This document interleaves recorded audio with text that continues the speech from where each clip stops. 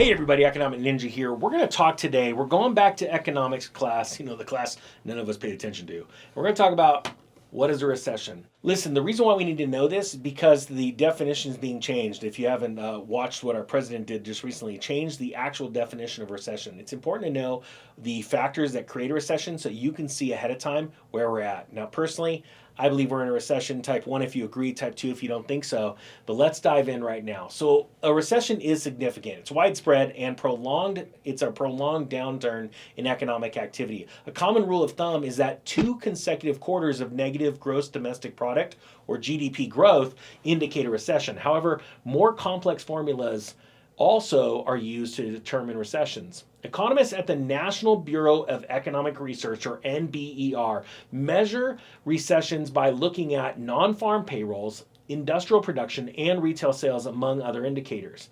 The NBER also points out that there is no fixed rule about what measures contribute to information to process or how they are weighted in their decisions. That's an actual quote from them. A downturn must be deep, pervasive, and lasting to qualify as a recession by the NBER's definition. Since some of these qualities may not be evident when a downturn first begins, many recessions are called retroactively. Look, first, you need to understand a committee is who decides this. Also, you have to realize they don't announce a recession until months after it's already began, and the same way when the recession ends. Last time in the late 2010, they announced that it was over about 6 months after it was officially over. So let's talk about understanding these recessions. Since the Industrial Revolution, most economies have grown steadily, seeing few economic contractions. However, recessions are still common. Between 1960 and 2007, there were 122 recessions affecting 21 advanced economies, according to the International Monetary Fund. In recent years, recessions have become less frequent and shorter in duration. A lot of this is because of monetary stimulus or the lack thereof from central banks. Now, decline in economic output and employment that recessions cause can become self-perpetuating. For example, declining consumer demand can prompt companies to lay off staff, which affect consumer spending power and can further weaken consumer demand. Similarly, the bear markets that often accompany recessions can reverse the wealth effect, suddenly making people less wealthy and further trimming consumption. Since the Great Depression, governments around the world have adopted fiscal and monetary policies to prevent a run of the mill recession from becoming far worse. Some of these stabilizing factors are automatic, such as unemployment insurance that puts money into the pockets of employees who lose their jobs. Other measures require specific actions, such as cutting interest rates to stimulate investment. Recessions are most clearly identified after they are over. Additionally, investors, economists, and employees may have very different experiences in terms of when a recession is at its worst. Think about it as frivolous spending, right? We all need to eat. So grocery stores see recessions in a different way, whereas people spend more money on necessities and less money on gourmet foods and things they don't normally eat, right? Like finer cuts of beef. Whereas spending in travel and leisure, they're going to see the impact much longer and deeper because this is discretionary spending. It's spending that people don't need, and they really don't need it, in certain restaurants and certain travel types. So they're going to see that even more. Now let's talk equity markets. These often decline before an economic downturn, so investors may assume a recession has begun as investment losses accumulate and corporate earnings decline, which we've been seeing lately. Even if other measures of recession remain healthy, such as consumer spending and unemployment. Conversely, since unemployment often remains high long after the economy hits bottom, workers may perceive a recession as continuing for months or even years after economic activity recovers. So what predicts a recession? While there's no single surefire predictor of a recession, an inverted yield curve has preceded each of the 10 U.S. recessions since 1955. That being said, not every period of an inverted yield curve was followed by a recession. We've seen that just recently. But I think that the more and more we see that inverted yield curve, the closer we are to recession. Now, when the yield curve is normal, short-term yields are lower than long-term yields. This is because longer-term debt has more duration risk, right? For example, a 10-year bond usually yields more than a 2-year bond, as the investor is taking a risk that future inflation or higher interest rates could lower the bond's value before it can be redeemed. So in this case, the yield goes up over time, creating an upward yield curve.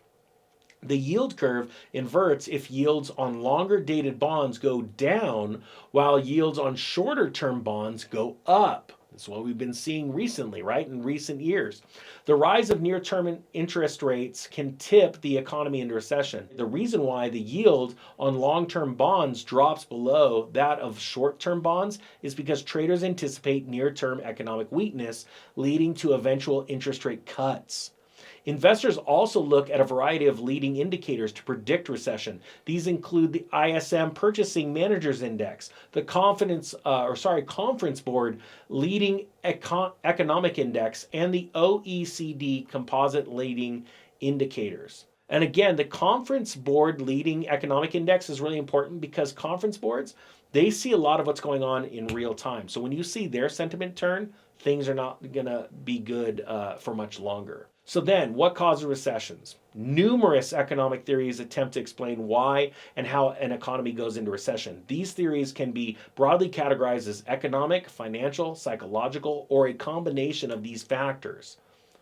Some economists focus on economic changes, including structural shifts in industries, as most important. For example, a sharp, sustained surge in oil prices can raise the costs across the economy, leading to a recession. Think about it. When your gas prices go up, you drive less. It's just a fact. Some theories say financial factors cause recessions.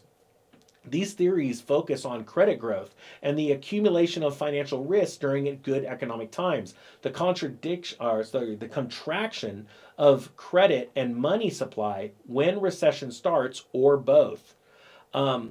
Other theories focus on psychological factors such as overexuberance during economic booms and deep pessimism during downturns to explain why recessions occur and persist. Keynesian economics focuses on the psychological and economic factors that can reinforce and prolong recessions. The concept of a Minsky moment, named for the economist Hyman Minsky. Who names these people? Named after him, combines the two to explain how bull market euphoria can encourage unsustainable speculation. I think the parents of Hyman were speculating that name was good.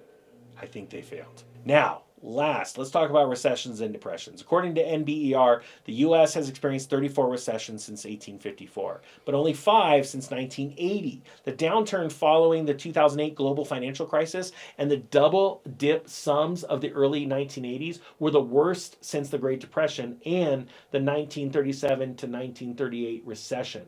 Routine recessions can cause the GDP to decline 2%, while severe ones might set an economy back 5%, according to the IMF.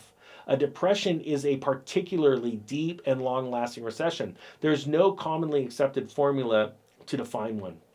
During the Great Depression, the U.S. economic output fell 33% and stocks plunged 80%. And unemployment hit 25.8% during the 1937 to 38 recession. Real GDP fell 10% while unemployment jumped to 20.9%. That is incredible, right? Well, what about recent recessions? Well, the COVID-19 pandemic and the public health restrictions imposed to stop everything. The depth and widespread nature of the economic downturn caused by that in 2020 led the NBER to designate it a recession despite its relatively brief 2-month length. In 2022, many economic analysts debated whether the U.S. economy was in a recession or not, given conflicting economic indicators. Why? Because it was so short and so fast. It was a snapshot of real economic activity. So you couldn't actually report it because you didn't have long enough to actually feel its effects. There was so much money pumped into the economy immediately, you couldn't really gauge it. So what happens in a recession? Economic output, employment, and consumer spending drop in a recession. Interest rates are also likely to decline as central banks such as the U.S. Federal Reserve Bank, not federal, doesn't have any reserves, cuts rates to support the economy. The government's budget deficit widens, tax revenues decline, while spending on unemployment insurance and other social programs rise. So how long do they last? Well, the average U.S. recession since 1857 lasted 17 months, although the 6 recessions since 1980 averaged less than 10 months. So what's the bottom line? A recession is significant, widespread, and prolonged downturn in economic activity. Recessions are commonly characterized by 2 consecutive quarters of negative gross domestic product, unless you're the President of the United States, Joe Biden, of growth, though there are more complex ways to assess and classify downturns. The unemployment rate is a key recession indicator. As demands for goods and services fall, companies need fewer workers and may lay off staff to cut costs. Laid off staff then have to cut their own spending, which in turn hurts demand, which can lead to more layoffs. Since the Great Depression, governments around the world have adopted fiscal and monetary policies to prevent recessions from deepening. The question is, are you thinking that we're in a recession? If you think we are and you haven't been told yet, you need to start acting like it. This isn't the time to go big and buy things you can't afford. It's time to pay off debt. Get ready to crush it, because a lot of people don't understand where we are. Hope you got something out of this. With that being said, the Economic Ninja is out.